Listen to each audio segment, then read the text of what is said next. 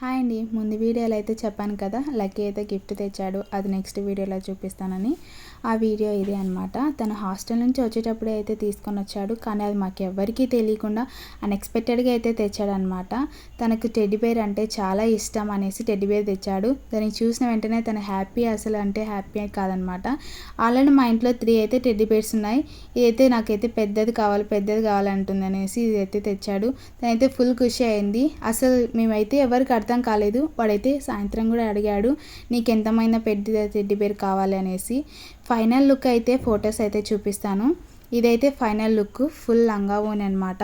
Link కావాలంటే మీకైతే నేను ఇస్తాను. ఏ స్టైల్ అంతా ఎలా ఉందో అయితే కామెంట్ చేయండి.